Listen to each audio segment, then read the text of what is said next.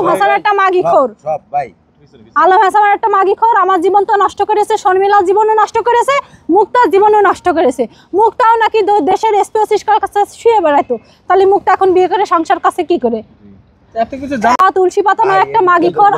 আপনি কেন আসলেন আমার প্রশ্ন এইটাই। আমি শুধু জানতাম যে ওর বিয়ে হয়েছিল, বউ চলে গিয়েছে, কিন্তু ও নামাজ কালাম পড়তে নেশা করে না, এই কারণে আমি ওর কাছে আসছিলাম। কিন্তু আমি জানি না যে ওই বউ এইভাবে মারধর করে বাচ্চা কাছে নিতে দেয় না, এটা আমি জানতাম না। বিয়ের আগেই বলছিল বিয়ের পরে আমরা 1 মাসে বাচ্চা কাছে নিয়ে নেব। এখনো আমি প্রেগনেন্ট কিনা আমি জানি না, আমি তো ওষুধ খাই না। হিরো আলম পারে না দেখে বলে চলে যায়, আসলে আপনি তো তার বর্তমান ওয়াইফ, আসলে এরকম কোনো সমস্যা আছে কিনা আলম হাসানের?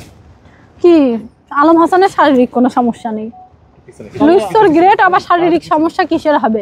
দেশের জায়গায় সুতি পছন্দ করে আলম হাসান। মানে আলম হাসান সবকিছু পারফেক্ট থাকার পর তার বউ যাওয়ার কারণ সবকিছু পারফেক্ট থাকার পরেও বউ যায় কিসের জন্য? ও আসলে লোভ লালসাই, ও কন্ট্রোভার্সি করতে চাই। কিন্তু একটা মেয়ে আসলে বিয়ের আগে যেমনই থাক না কেন, বিয়ের পরে চায় না যে তার ইজ্জতহানি হোক। ও চাই যে ওর প্রতিনিয়ত অন্য মানুষ কন্ট্রোভার্সি করুক, শাকিব খানের নিয়ে কথা বলার দরকার নেই, অন্য মানুষ কথা বলুক, এইটা চাই। ও চাই যে আরো ওর মিলিয়ন মিলিয়ন ভিউ হোক। আপনি আগের ভিডিও দেখেন আর আমার সাথে ভিডিওর পরে দেখেন যে ওর নিয়ে কত, মানে ওর ভিডিও কতটা ভাইরাল হয়েছে।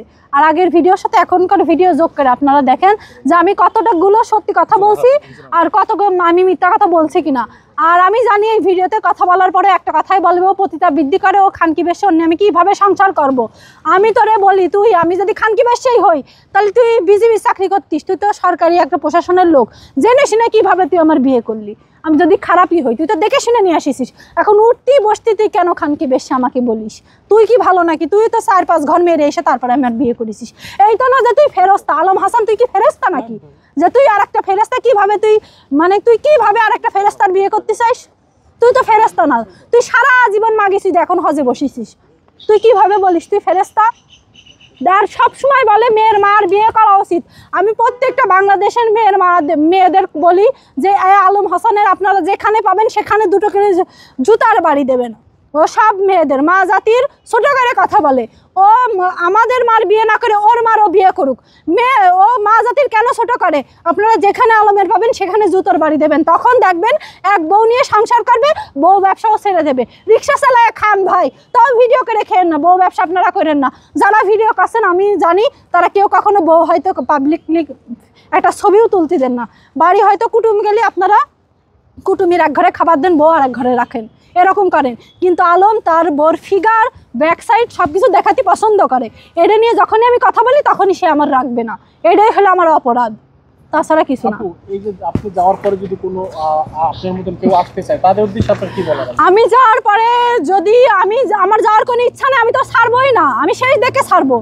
আর যদি কোনো মেয়ে ওর লাইফে আসে তার দোজক, সে একবারে ভাববে যে পরকালে দোজক নেই, এখানে দোজকের মুখ তার দেখে যাওয়া লাগবে। কথা বলছে এখনও আমার পেটে ব্যথা করছে, আমার বিয়ের আগে এরকম কোনো পেটে ব্যথা ছিল না, আমার কোনো সমস্যা ছিল না।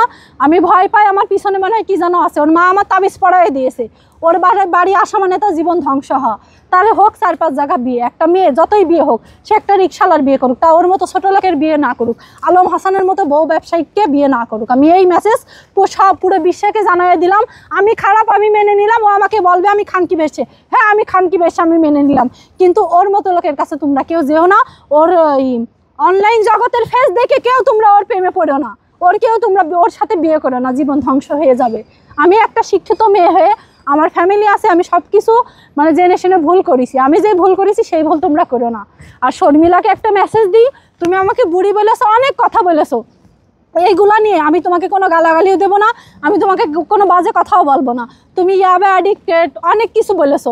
আমি আমার আলম হাসানের সাথে যখন ভিডিও করেছি, তোমার এক্স হাজব্যান্ড আমাকে যা শিখাই দিয়েছে আমি তাই বলেছি। তুমি আমার কোনো শত্রু ছিলে না আর শত্রু হবাও না। তুমি আমার নিয়ে মানে এরপরেও বাজে কথা বলো, আমি তোমার নিয়ে কোনো বাজে কথা বলবো না। কেন না